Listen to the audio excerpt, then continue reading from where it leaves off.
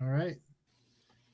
And next we'll introduce ourselves and then we'll let you do the same. So I'm Brian Grossman, editor-in-chief of the Independent and the Colorado Springs Business Journal. Mary Jo. Mary Jo Mead. I'm the copy editor for the Business Journal, Southeast Express, and the Indy. Good to meet you. Nice to meet you, Mary Jo. And Alyssa. Hi, Alyssa Smith. I'm the associate editor of the Indy. Okay, nice to meet you, Alyssa. And Helen. Hi, I'm Helen Robinson. I'm the managing editor of the Business Journal. Well, look, I'm sorry, your name is Helen? Yes. And you're not from Colorado, are you, Helen? I'm not. I'm from Brisbane, Australia. Okay. All right. So your turn, David. You want to introduce yourself and maybe add on why you're running for city council? Okay. So I'm Dave Donelson. I'm running for City Council District 1 to serve the citizens, the families, the businesses of District 1 and of all of Colorado Springs. I've lived here 30 years. My wife and I came here 30 years ago with our 2-week-old daughter. We drove out here 1,500 miles. And so some of the ladies may realize real quickly that she had a baby 2 weeks before we started driving. And we had moved 4 times before that in the previous year. So my wife put up with a lot early in our marriage, but we arrived here, fell in love with Colorado Springs and started putting down roots. I was in the Army at that time. I spent 21 years in the Army. I was an enlisted guy the first 8 years. Then I was an OCS, or the Inter-Service PA program, for a couple of years. Then I was an officer the last 10 years. During the enlisted time, I was a Green Beret for part of that. And then the officer time, I was a physician assistant. I took care of soldiers, and when we were in Iraq, took care of Iraqis also. Our family grew up here. We had 2 kids. They went to schools here in Colorado Springs. They went to state colleges here in Colorado, and they still work here in Colorado. After the Army, I retired in 2010, and then I went to work as a PA in the community here. And so I worked out at Peterson Air Force Base for a while, taking care of pilots and their families and retirees. Then I worked in a small urgent care. And then my final position, I was a center director for a men's health clinic. And that taught me a lot about small business, being the first one in, the last one out, hiring, firing, all that stuff, trying to make a profit at the end of the month. Medicine taught me a lot about communicating with people and getting them to buy into a plan, right? Because when you have a patient, there's going to be a plan to treat them, and they need to be part of that decision making in order for them to go along with it. So I learned a lot from that too. That's probably enough in one burst. Yeah. Okay. Can you talk about issues that you see impacting your district specifically? So one big issue coming up specifically in District 1. Well, first I'd say that my 3 priorities affect all of the city. So I don't want to skip over those for District 1. First is public safety. It's the most important thing that the city government can provide for you. I'm a big runner. I've run the Pikes Peak Ascent 4 times. I've run the Garden of the Gods a bunch of times. I like to run on the trails. I've had friends, when they've come back to the trailhead, their car has been broken into, right? The windows missing and their stuff is stolen. About 2 weeks ago, when I went down to the local pet store here, we have a dog. It's a rescue schnauzer, but to get some food for the dog, one of the glass panes was missing in the front door to this place, and it's at the intersection is Austin Bluffs and Academy. And I asked the lady that was working there, like, what happened to the door? I assumed someone hit it and broke it, but there had been a fight in the parking lot. Someone had shot the door out. I don't know if he hit the guy or missed him, but a bullet went through the front door. So safety, public safety has to be number 1. And that's pretty much police and fire, right? City cannot forget about that. Number 2 is infrastructure. That's something else only the city can do, right? You and I, we can't pave the roads. We can't build bridges. The city has to do that. And that's like one of the ways you experience the city immediately. When you leave your house, you're on a sidewalk or a road. The city provides that, and you start getting kind of an opinion of how the city is doing. Also, people from out of town, when they visit us, that's one of the things they judge us on real quickly. Third is small businesses. They pay the taxes and they create the jobs, which allow people to pay the taxes to fund numbers 1 and 2. And when we have that good environment, right? Public safety, good infrastructure, businesses are going to thrive here. And partly because it's so beautiful here. And that's the reason the city's here, right? Is the beautiful Pikes Peak region, Pikes Peak Mountain, Garden of the Gods. That's why General Palmer put it here. So those things all work together. One specific issue for District 1 will be 2424 Garden of the Gods, which is a place where there may be some infill apartment buildings going in there. And I know citizens, especially in Mountain Shadows, are very concerned about that. When the Waldo fire occurred, we had friends that live in Mountain Shadows, and they came over and they stayed with us during that. So I'm acutely aware of what the situation is there, and we'll have to look very closely at safety. Is increased traffic going to create a problem at that intersection if that infill project is put there? So that's one specific to District 1, and then a lot for the whole city and District 1. Okay. You had mentioned the business aspect as the third of the three things. There's public safety, infrastructure, and businesses. The Right. business part has taken a hit, obviously, because of the coronavirus. What do you do about public safety and infrastructure if the funding isn't there? What are your plans to bolster those two things? Yeah.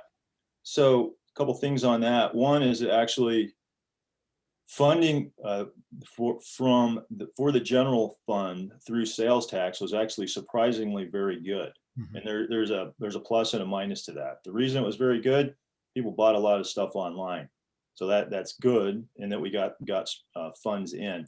But it's bad for local small businesses because they weren't being purchased here, right? So the best thing we can do is work with the county, work with the mayor, city council can, to get the COVID vaccine available for those who want it as fast as we can, and get people immunized so that we can open those small businesses back up.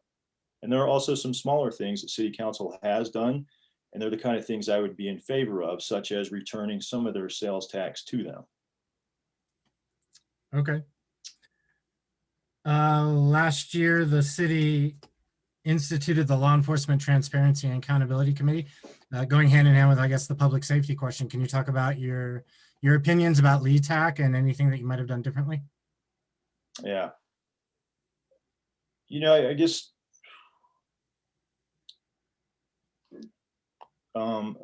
so I've been watching, I watched a few of the meetings of LETAC early on. Well, not too early, but a few weeks ago. I haven't watched the most recent ones. I think it's a good idea. What they're trying to do is look kind of for maybe best policies or best ways of doing things in other communities, and then making recommendations to city council about that.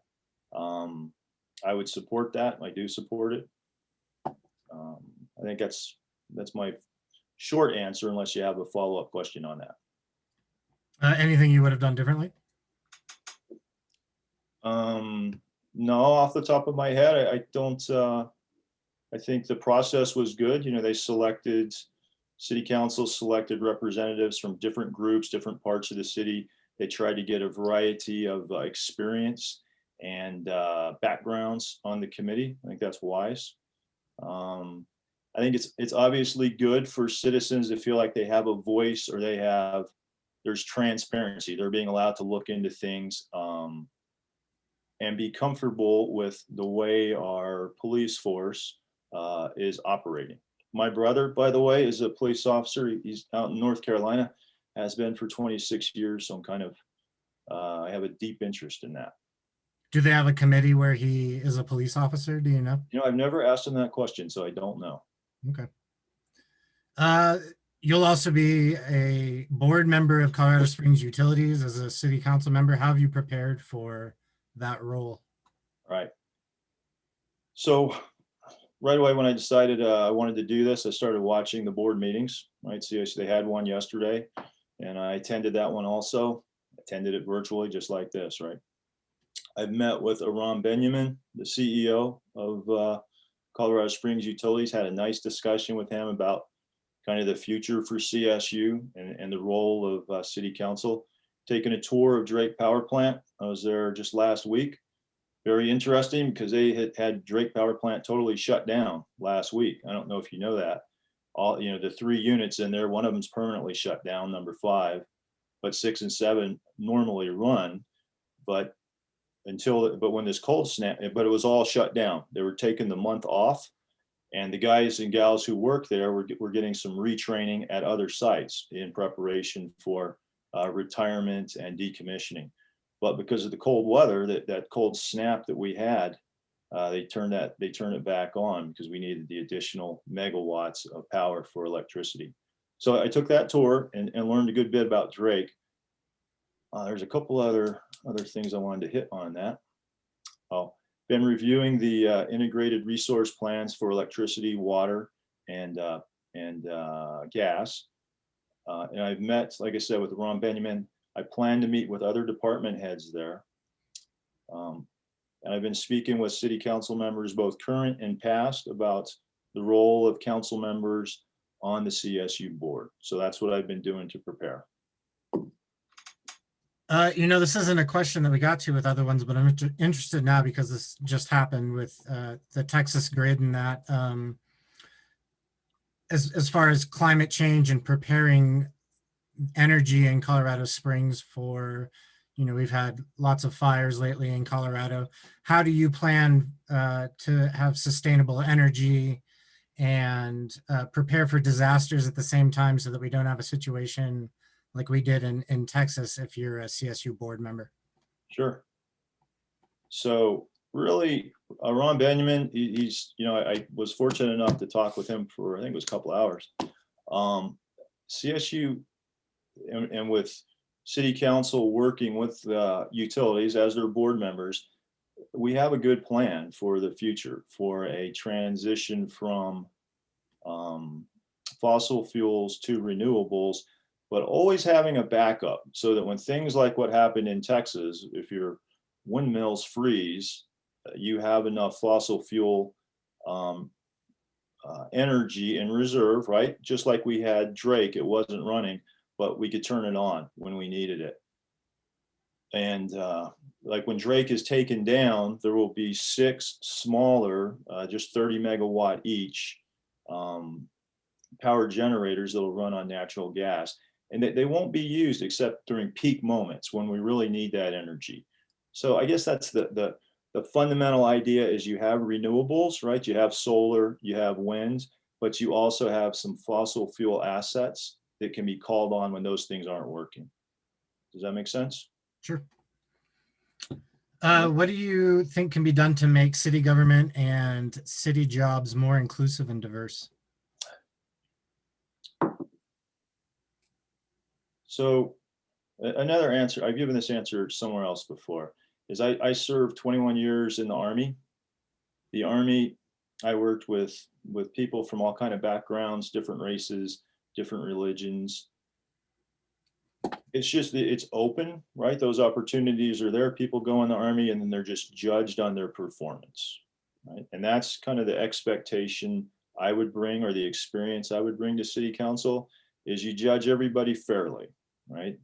You don't prejudge. When I went to a new unit, like as a PA, and I was the medical officer in charge of that medical section, you start at ground zero with everyone. You don't prejudge based on what other people tell you or really anything. You just kind of see their performance. So that's my answer to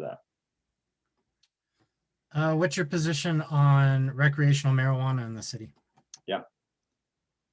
Everybody gets asked this question, right? Everybody does, yeah. We do ask everybody. That was the first one on the written part. So here's my position. I was a PA. I worked 21 years as a PA. I prescribed all kinds of medicines. I've administered morphine to wounded guys in Iraq. Marijuana, a study came out in 2017, and I spoke with the Cannabis Association just a few days ago, and we had a real nice talk, and this is the answer I gave to them too. There was a study in 2017 by the National Academy of Medicine, which found an association, and I believe they found it to be causal, between marijuana and mental health problems or mental illness. And it is dose related. So the more often you smoke, the more likely that's going to happen. And the more concentrated the THC is, the more likely that's going to happen. So I cannot make more accessible something that I think may harm people. Just doesn't seem like the right thing to do to me. There's a book about this called Tell Your Children. And then it has a second part of that title, written by Alex Berenson, who was a New York Times reporter who did a big investigation into this. I'd highly recommend it. He goes through a lot of the studies. He gives you the history first of when marijuana was first kind of discovered, but not discovered, but learned about in India by English folks that were over there. And it starts there and then it comes all the way up to today. And he has a pretty good piece in there about Colorado too, and some of the cases that have happened here in Colorado, and good information. I would recommend reading it. You may not know, is there a tie, and maybe somebody else does, between him and the clearing the haze thing that the Gazette did? Does I anybody don't know what that is, clearing the haze. Yeah, it was the series the Gazette ran a while ago, and I think he might have been, anyway. Okay, and where was the study? You said 2017, what was the study? Yeah, it's the National Academy of Medicine. You can Google them and find them. And really what they did first is they reviewed all the other studies, all right, that have been done. And they looked at, hey, is there an association, right? And an association doesn't necessarily mean it's causing it, right? It could just be, hey, the person is got something else going on and they also take this substance, and then you have this mental health problem. But they believe there is. And again, it's dose related, like how much, and also frequency related. I'd recommend it. You know, I won't be able to repeat enough of it here to make it a good presentation for you. But, you know, in fact, when I spoke with the Cannabis Association, the gentleman there, he said, yep, that's actually one of the strongest, or maybe the strongest argument against this is that one. And then, you know, he had some stuff on the other side. What would you do about the affordable housing, some say crisis in Colorado Springs? Sure. So not an easy problem to solve, right? Just like that and homelessness, both very difficult. I'll say up front, I support Mayor Souther's plan to retain or build 1,000 units of affordable housing each year. Of course, that's a good thing, good idea. There are tax credits available for developers who build affordable housing. We should continue to do that. And then I'll work with, you know, the folks who are working in this space in nonprofits and in city government to try to find solutions and to help them. You know, sometimes it's a matter of us on city council making assets available for nonprofits to solve problems like this. And I should also say, you can't forget this. You know, I have a couple degrees. You know, one is a political science major and an economics minor. And when you have high prices in something, if you can increase supply of that, you can usually cause the prices to fall down. And so if we can increase the number of apartment units available, that can help. Our problem is we live in such a great place, such a beautiful place, you know, with this beautiful mountain, dry air, great water. More and more people keep moving here. And so when that happens, we just have, our demand keeps going up. You touched on homelessness. Anything specific to the homelessness problem that you would bring to the table? Yeah, I think a big part of that is a mental health problem, right? And there's a lot of people, that's the underlying cause of why they're in the situation they're in. So we need to address it from that angle. And really, again, I would work with the nonprofits and the folks on the executive side who are addressing this issue now to be a resource and learn from them and then help them. Why do you think you're the most qualified for this seat? Man, now you're hitting the hard punches now, huh? So that's a good question. Hey, why should anyone vote for me? Most qualified.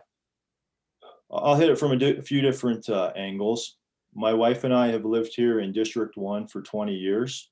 We've lived in the city for 30 years. I think that's longer than anyone else running, at least living in District 1. I've raised a family here. My kids grew up here.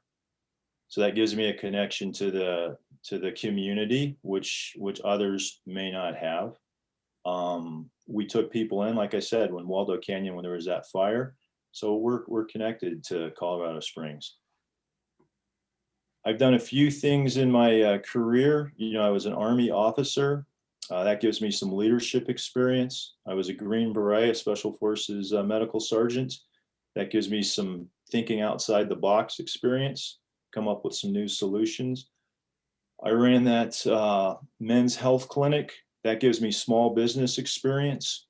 And also medicine is very much about connecting to individual people, getting them to believe in you and trust you, right? We sit in a room, although I guess we do a lot of telemedicine now, so maybe it's like this. But when I was doing it a few years ago, it was still in the same room with the person, and you have to get them to buy into the plan, right? I can have the best medical plan available, but if you don't think that's really a good idea, or you don't even understand what I'm asking you to do, it doesn't work. So there's that communication side of it, which I feel like I've learned. That's a few things. I do have a degree in political science and economics. So economics, I think, is a useful thing. The medical experience in this time of COVID, I think, is very pertinent. I'm endorsed by some respected elected officials here in Colorado Springs, which I'd be happy to list. And the reason they're endorsing me is because they know me, they know my values, my work ethic, they know I'll do a good job. A few of those I'll mention because they represent the citizens of District 1 at other levels of government, such as Senator Larry Liston. He's a senator that represents this area. We have another senator that represents this, and I may have a good announcement about that in the future. Representative Andy Pico is endorsing me. The county commissioners that represent this part of town, Stan Vanderwerf, Cami Bremer, they've both endorsed me.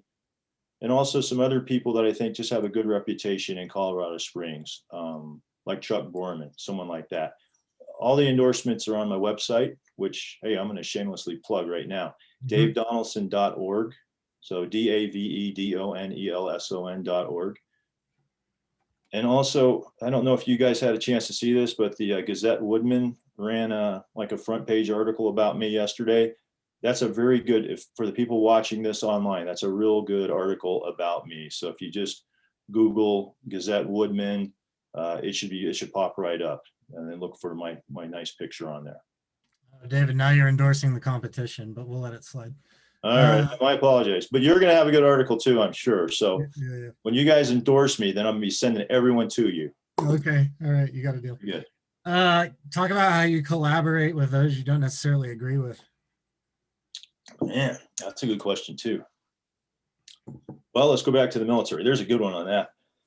In the military, you go to a unit and you may not, it doesn't matter if you like them or not. You work with them. So I guess that kind of comes natural. And honestly, that's probably my personality too. And in politics, that's kind of the art of politics, right? It's the art of compromise, right? You can't expect to get 100% of what you want. You need to find a solution, a win-win solution there. That's one of the things I say about infill projects is you want it to be win-win. You want the neighborhood to feel like, hey, they're putting something in here, but you know what? They've listened to what we have to say. Maybe they've put some buffer zones in between their project and our neighborhood. And then the developer, the person that's putting the infill in there, also feels like, hey, we got to use this property which we own, and then both sides come out ahead. So that's always my goal. Was that on target for your question? Yeah, I think so. Okay. See, Can you talk about with you? I'm sorry? See, I'm even working with you right now, making sure the answer fits the question. I saw how you did that. That was good. Can you talk about a mistake you've made and what you've done to learn from it and maybe correct it? Oof. Man, it's another good question. You guys, this is good. So I'll give you a real world example there. So when I was in Iraq, and this is when I was a PA, and a medic came back on a patrol, which he had gone on, and he had not had his, I think he had borrowed someone else's aid bag. He didn't have his own, or he didn't have his aid bag with him. I can't remember the exact details. Because he didn't expect, they weren't really out on a mission, but they came across a vehicle that had been hit by an IED, and someone in there had lost a leg, right? And so this medic didn't have the equipment he should have. And he was, when it got back, you know, that I don't remember the exact total details, but it was told to me that that happened. And I went, you know, to him and I kind of said, hey, you know, you can't let that happen, blah, blah, blah, about that incident. And then years later, or even maybe it wasn't even years, a while after that, looking back on that, I thought that was the wrong way to handle that. Because, you know, I'm sure he felt bad about that to begin with, right? And so in the future, I just try to always keep that in the front of my mind, that even when people do something that you see as very wrong, you need to like think twice before, you know, slow down, count to 10, however you want to do it, before, even if you're right in your correction, you may want to go very, very slow on that. There's one.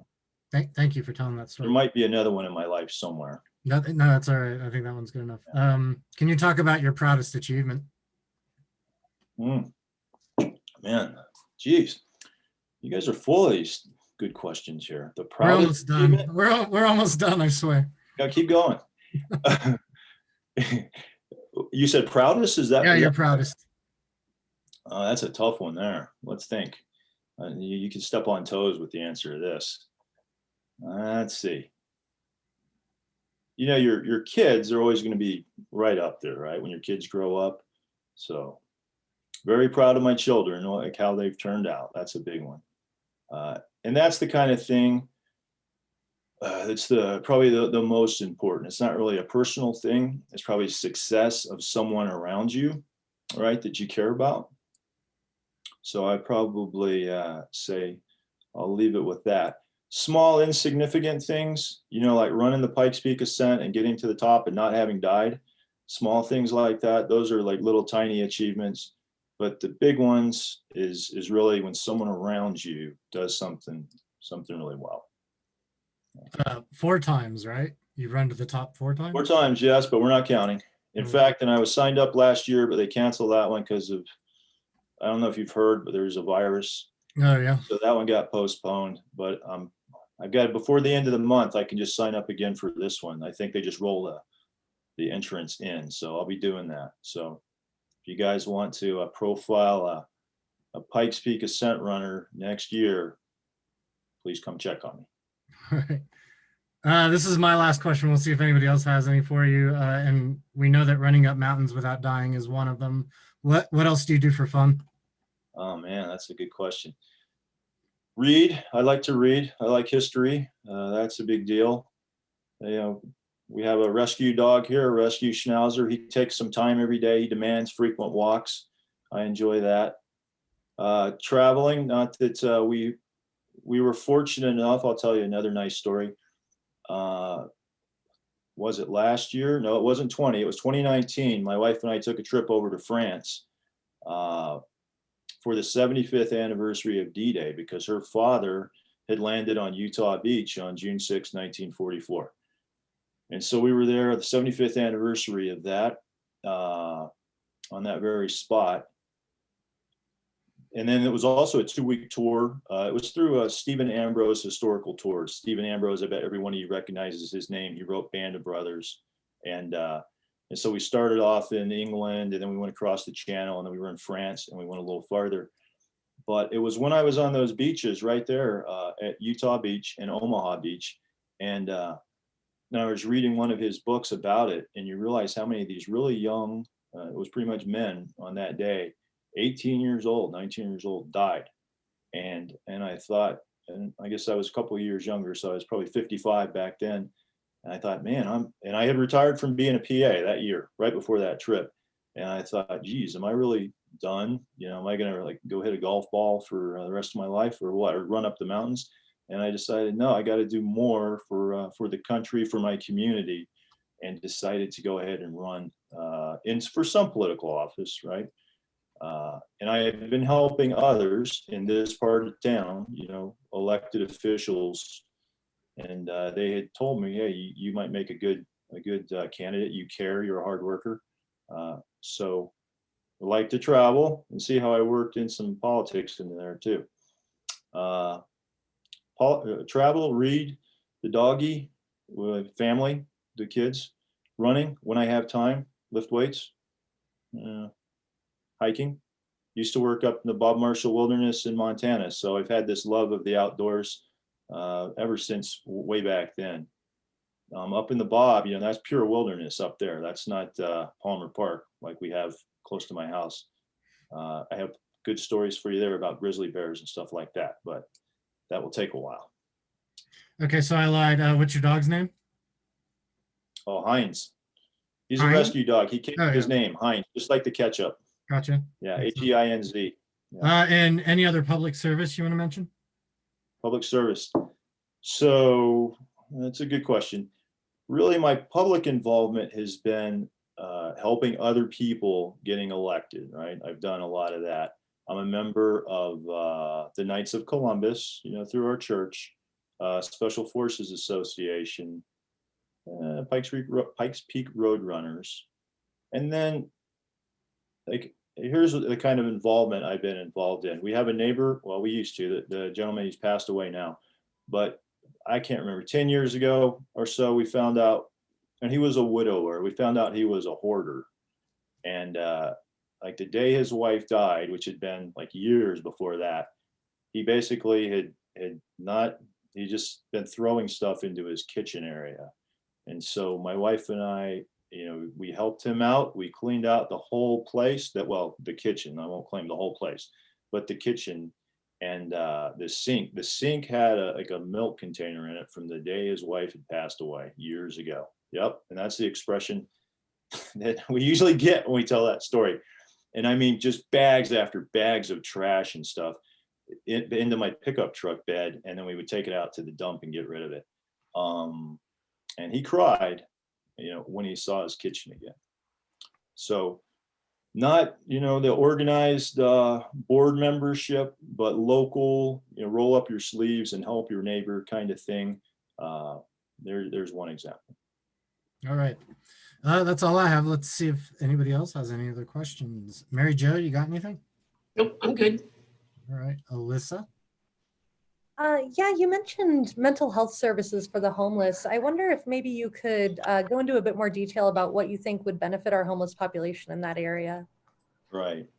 And I cannot claim to be any kind of an expert on that. I will do, and I want to do this actually before the election, is I want to meet with the nice lady who runs West Side Cares. I think she's kind of in that lane. And this is a little off that lane, but I think her name is Erin over at Silver Key. But you know, as a PA, I've diagnosed and treated, along with the assistance of psychologists and psychiatrists, different mental health problems. And so that's really something I need to become more educated about. And that's what I want to do, is listen to people who are in that field right now and see what we can do to help. Because I've talked to others, like previous, city councilmen, I can't remember which one it was, firemen, policemen, and they agree. I mean, it's probably maybe 70% of our homeless, there's a mental health component to it. So it's going to be hard to solve that problem unless we address the underlying issue. Thank you. Thank you. All good, Alyssa? Alyssa's all good. And Helen? We've got a lot of limitations with public transportation in the Springs. Can you go into a bit of detail about the things you think should be being considered as solutions?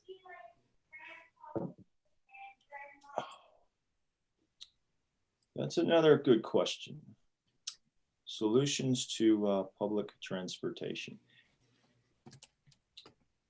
You know, I know, especially Yolanda, so I watch all the city council meetings. Again, it's been, I don't know how many months it's been now, 3 or 4 months, right? And so I kind of picked up on who's an advocate for what. And I know Yolanda Avia is a big advocate for public transportation. So, I'd like to listen to her ideas on the subject.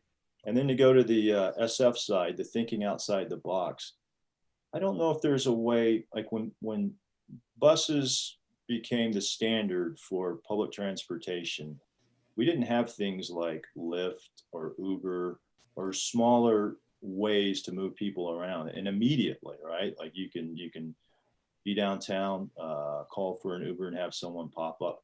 So I don't know that that's a feasible way to assist, right? And I'm just talking assist, not replace. But maybe there are some things like that we can do, or to use smaller vans on some of the routes, say at nighttime, and when we know there's not going to be a large ridership, we'll call it. Does that make sense? Like maybe just some ideas a little outside the box. Then right now, I think pretty much our public transportation is very large buses, right? Oh, and then we have the bicycles too. The electric bikes. That's a good idea. I'm a bike rider. There, you asked what I like to do in my free time. I'm going to divert off of the topic we're actually on. I used to ride from up here by UCCS, which is where I live, that kind of area, all the way down to Fort Carson. And then after a long day's work, ride all the way back home. So I think that was like 28 miles round trip. And I did that for years, 4 days out of the week. One day I'd drive in and bring clothes and stuff. So, hi there. So,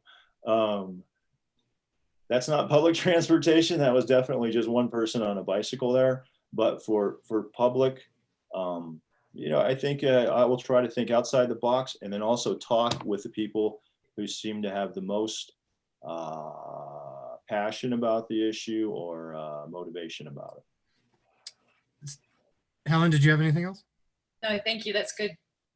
David, let me follow up on that. There was a lot of controversy about the bike lanes downtown, and being such an avid biker, Yep. was it easy for you to make that commute? And do you think there should be more done to support biking? And did you see anybody on the bike ride? Because one of the criticisms is nobody uses the bike lane. So why did they go through all this trouble? So. Yeah. And so, I retired out of the Army in 2010.